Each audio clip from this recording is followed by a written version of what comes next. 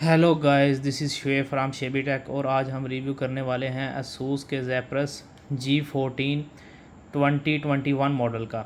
अभी 2022 भी लॉन्च हो चुका है, लेकिन ये मेरे पास 2021 है और इसमें भी 16 GB और 32 GB दो वेरिएंट में आता है। लेकिन हमारे पास इस वक्त अभी 16 GB वाला है, तो मैं इसको शो कराता हूँ आपको कि इसमें कौन कौन से फ़ीचर्स आते हैं और कौन कौन सी। सबसे पहले देख लेते हैं, ये वाइट कलर में भी आता है, ये ब्लैक में भी आई थिंक आता है। मेरे पास इस वक्त वाइट है और इधर RGB वाला भी आता है। कुछ में RGBs भी हैं, लेकिन इसमें RGB नहीं है। सबसे पहले ये इसका लोगो है, ये asus का रिपब्लिक ऑफ गेमर्स सिंस 2006 लिखा हुआ है। ये तो शायद 2006 से इन्होंने ये बनाने asus के लैपटॉप बनने शुरू हुए थे, ये इसलिए उन्होंने ये लोगो ये 2006 लिखा हुआ है। उसके बाद हम पोर्ट्स की बात कर लेते हैं। तो इसमें तो इस साइड पे दो USB पोर्ट्स आती हैं और एक USB-C पोर्ट आती है, ये सिर्फ डाटा ट्रांसफ़र के लिए हैं। उसके बाद दूसरी साइड पे जब जाते हैं तो एक HDMI केबल के लिए पोर्ट है और एक USB-C पोर्ट है। इस USB-C पोर्ट से आप कोई एक्सटर्नल मॉनिटर भी इसको कनेक्ट कर सकते हैं, जो डायरेक्ट इसके डेडिकेटेड GPU के साथ कनेक्ट होगा, दूसरा GPU यूज़ नहीं होगा और इससे परफॉर्मेंस भी बूस्ट होती है। अगर आपने एक्सटर्नल मॉनिटर कनेक्ट करना है तो इस पोर्ट में लाजमी इस पोर्ट में करें, तो इससे परफॉर्मेंस में काफ़ी फ़र्क पड़ जाता है। मैंने खुद ट्राई किया। ये ऑडियो जैक आ जाता है, इसके बाद ये पावर अडाप्टर आ गया। उसके बाद इस साइड पे भी फ़ैन, ये फैंस के लिए ये इधर से हीट वायर निकालता है, ये दूसरी साइड पे भी मौजूद है, इधर से भी हीट डिसिपेट करता है। उसके अलावा ये बैक साइड से इसका आ गया, ये दो नीचे स्पीकर दिए हुए हैं छोटे छोटे, ये एक इस साइड पे है और एक इस साइड पे है, तो स्पीकर मौजूद हैं। ये वेंटिलेशन के लिए दिया गया है। तो इसका मैं आपको पहले बूटअप चेक कराता हूँ। इसको बूटअप करते हैं। उसके अलावा मैं आपको इसकी गेमिंग परफॉर्मेंस और इस पे अगर आपने एडिटिंग वगैरह करनी है तो उसके बारे में भी आपको सब बताता हूँ। इसको सबसे पहले बूटअप कर लेते हैं। इसको जैसे इसके अंदर फिंगरप्रिंट भी मौजूद है, आप फिंगरप्रिंट भी इसके अंदर लगा सकते हैं, अपनी फिंगर से इसको ऑन कर सकते हैं। और इसमें 144 हर्ट्ज़ की स्क्रीन आती है 1080p रेजोल्यूशन पे। ये देखें, मैंने पासवर्ड भी लगाया हुआ है और फिंगरप्रिंट भी लगाया हुआ है। मैंने सिंपली इसको टच किया है तो उसने पहले ही डिटेक्ट कर लिया है बूटअप, और इतनी स्पीड से बूटअप होता है कि मतलब बहुत स्पीड से, बहुत ज़्यादा स्पीड से बूटअप होता है। बूटअप में तो नंबर 1 है, किसी लैपटॉप को मैंने इतनी स्पीड से बूटअप होते नहीं देखा। उसके अलावा इसमें Wi-Fi 6 भी है, लेटेस्ट जो चल रही है। अभी तो Wi-Fi 6E भी आ गई है कुछ डिवाइसेस में, लेकिन इसमें Wi-Fi 6 है। तो सबसे पहले इसके चले जाते हैं आर्मरी क्रेट में। अच्छा, इसमें एक चीज़ जो मुझे बड़ी अजीब लगी है, कुछ यूट्यूबर को मैंने वीडियोस देखी हैं, वो बता रहे होते हैं कि जी इसके बूस्ट को बंद कर लें, इसके प्रोसेसर बूस्ट को बंद कर लेंगे तो ये अच्छा परफॉर्म करेगा। उनकी बात किसी हद तक ठीक भी है, क्योंकि इसके अंदर जो वेंटिलेशन है वो काफ़ी नहीं है इसके प्रोसेसर को कूल डाउन करने के लिए। अगर आपने कोई हैवी चीज़ इसके ऊपर लगाई है, जैसे कि वीडियो एडिटिंग वगैरह, तो ये बहुत ज़्यादा हीटअप होता है। 95 डिग्री सी तक टेम्परेचर चला जाता है प्रोसेसर का। और उसके बाद ये थ्रोटल करना शुरू कर देता है प्रोसेसर को। ये इसमें अंदर मोड दिए गए हैं साइलेंट पे। ये बहुत स्लो, मतलब नॉर्मल वर्क करेगा, प्रोसेसर को इतना ज़्यादा बूस्ट नहीं करेगा और बैटरी लाइफ को इन्हांस करेगा।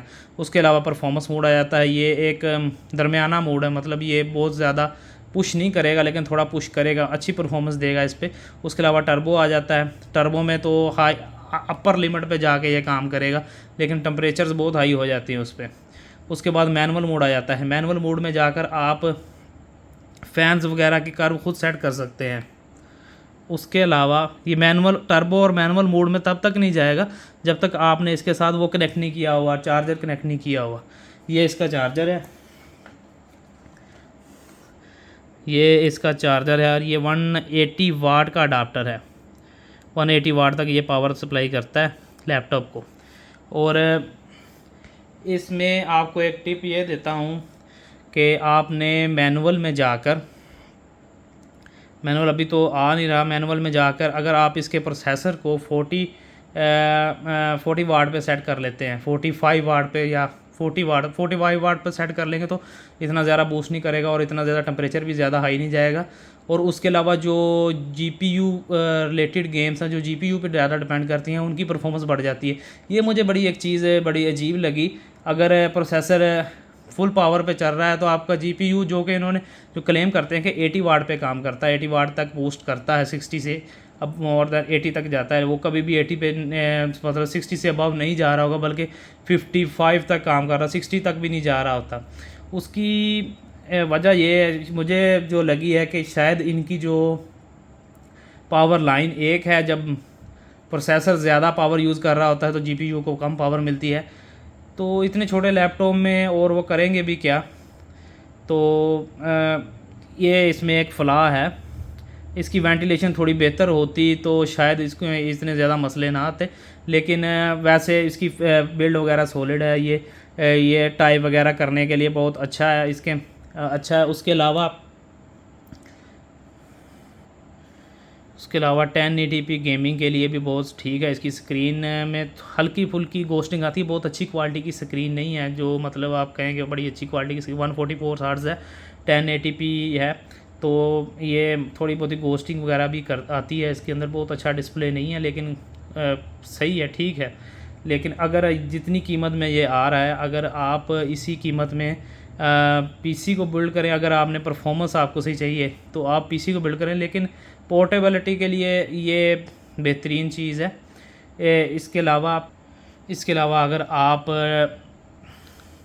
वीडियो एडिटिंग वगैरह करते हैं और रेंडरिंग वगैरह इस पर करना चाहते हैं तो ये उसमें काफ़ी टाइम लेता है। लैपटॉप सारे ही शायद इतना लेते होंगे, लेकिन मुझे इसमें फ़ील हुआ कि जो प्रोसेसर पे जब लोड पड़ता है प्रोसेसर 95 डिग्री सी तक चला जाता है और उस पर थ्रोटल करना शुरू कर देता है। और दूसरी बात ये, आप इस पर 265 पे इनकोड कर ही नहीं सकते, इसमें मौजूद ही नहीं है। मतलब 3060 का ग्राफिक कार्ड है, इसमें 3060 का ग्राफिक कार्ड दिया गया है। उसके अलावा Ryzen 5900 HX का प्रोसेसर है, 8 कोर 16 थ्रेड प्रोसेसर है जो कि मतलब बहुत अच्छा है, पावर में M1 को बीट करता है। लेकिन हीट अप बहुत ज़्यादा होता है, उसको अगर थोड़ा कंट्रोल किया जाता तो परफॉर्मेंस और बेहतर हो सकती थी। बाकी लैपटॉप सॉलिड बिल्ड की है, ये अच्छा फ्रेम वगैरह सारा अच्छा लगाया है। स्क्रीन इतनी तो इससे बेहतर हो सकती थी इस प्राइस में, और फीचर सारे दिए गए हैं। लेकिन है भी छोटा सा 40 इंच का लैपटॉप है ये, मतलब काम वगैरह करने के लिए। लेकिन जितना काम मतलब आजकल बंदा इतने लैपटॉप मोबाइल पे भी बहुत ज़्यादा काम बंदा कर लेता है। वीडियो एडिटिंग भी आजकल मोबाइल पे करनी शुरू की हुई है लोगों ने। लेकिन थोड़ी मतलब विंडोज़ के लिए तो फिर यही आपको यूज़ करना पड़ेगा। गेमिंग 1080p पे सारी गेमिंग चलाता है, कुछ गेम्स को हाई पे चलाता है और कुछ गेम्स को अगर अच्छी परफॉर्मेंस चाहिए तो आपको मीडियम पे वगैरह पे भी चलाना पड़ेगा। अगर एक्सटर्नल मॉनिटर आप डायरेक्ट USB-C जो कि डायरेक्टली NVIDIA 3060 से अटैच है, वो उससे अगर आप लगाएंगे तो परफॉर्मेंस में थोड़ी सी बेहतरी आ जाएगी। बाकी ये स्पीकर्स की आवाज़ के लिए ये बैक साइड से भी है और फ्रंट से भी है स्पीकर्स की, ये दोनों साइड पे मौजूद है स्पीकर्स के लिए। टच पैड भी इसका काफ़ी अच्छा है, स्मूथ है। ये सारी आर्मी क्रेट है, इसमें सारी डिटेल बताई गई है। ये स्टोरेज रैम 16 GB रैम है इसके अंदर, DDR4 3200 मेगाहर्ट्ज़ पे काम कर रही है, 40 डिग्री सी है, और कितने वोल्टेज ले रही है ये भी डिटेल बताई गई है। प्रोसेसर का टेम्परेचर बताया गया है।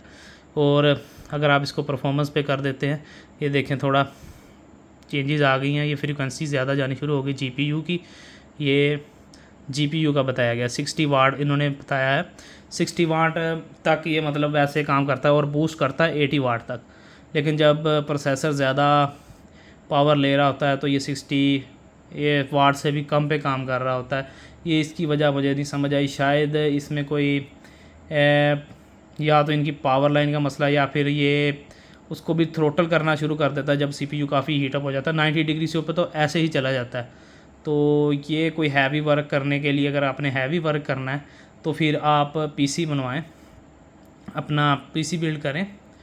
ये इतने हैवी वर्क कर लिए के लिए नहीं, गेमिंग वगैरह आप इस पर कर सकते हैं, क्योंकि गेमिंग पे हमेशा प्रोसेसर इतना हाई एंड पे नहीं जा रहा होता, ज़्यादातर GPU रिलेटेड GPU लोड पड़ रहा होता है। GPU की परफॉर्मेंस बहुत ज़्यादा अच्छी नहीं है, उसकी वजह यह है कि ये सिर्फ 60 वाट है। जब भी आपने लैपटॉप लेना है तो आपने ये ज़रूर देखना है कि उसका GPU कितने वाट पे रन कर रहा है। आजकल लैपटॉप का ये आ गया जिन पर 165 वाट और उससे भी ऊपर कईयों के जा रहे हैं, उनकी परफॉर्मेंस इससे बहुत बेहतर है। 3080 कार्ड वगैरह उनमें आ रहे हैं, तो आपने ये लाजमी चेक कर लेना है।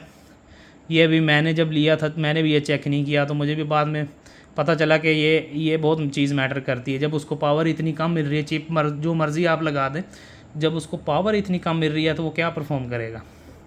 लेकिन फिर भी अगर देखा जाए तो इसकी परफॉर्मेंस बहुत अच्छी है, लेकिन थ्रोटल करना शुरू कर देता है प्रोसेसर जब बहुत हीटअप होता है। तो ये एक चीज़ आपने नोट करनी है जब आपने ये लेना है। तो ये देखिए 63, ये 62 तक ये अभी ऐसे ही चला गया है, कोई हमने इसके ऊपर लोड नहीं डाला, कोई कुछ नहीं है। थोड़ा सा लोड डलता है हल्का सा, ये 80 प्लस चला जाएगा, 90 पे चला जाएगा। अगर फुल यूज़ हो रहा है, फुल पावर इसकी यूज़ हो रही है तो 95 तक चला जाता है। उसको ऊपर ये इसको लॉक कर देता है और CPU को थ्रोटल करना शुरू करता है, जिससे परफॉर्मेंस लॉस बहुत ज़्यादा होता है और वो परफॉर्मेंस नहीं मिल रही होती। 4 से भी नीचे, 4 गीगाहर्ट्ज़ से भी नीचे फ्रीक्वेंसी इसकी आ जाती है, जो कि लैपटॉप में तो एक्सपेक्टेड है, लेकिन इसकी वेंटिलेशन इतनी अच्छी नहीं है, बहुत ज़्यादा हीटअप होता है। ये पैड भी काफ़ी ज़्यादा हीटअप होना शुरू हो जाता है। ये चीज़ें आपने नोट रखनी है। और ये अगर आपने गेमिंग ही करनी है तो इसके मैनुअल मोड में अगर जब जाएंगे तो उसमें फ़ैन कर्व्स आ रही होंगी, उनको आपने सेट कर लेना है। जब 60 पे जाए तो उस ये 100% फ़ैन रन करना शुरू कर दे, ताकि बहुत ज़्यादा टेम्परेचर ना जाए। और CPU की भी पावर को थोड़ा कम कर दें ताकि बूस्ट थोड़ी कम हो और पावर और हीट इतनी ज़्यादा जनरेट ना हो, और वो GPU को थोड़ी पावर जाए, ये जो GPU की जिसके ऊपर गेम रन कर रही होती है। चलें जी, आज के लिए इतना ही। ओके, अल्लाह हाफिज़।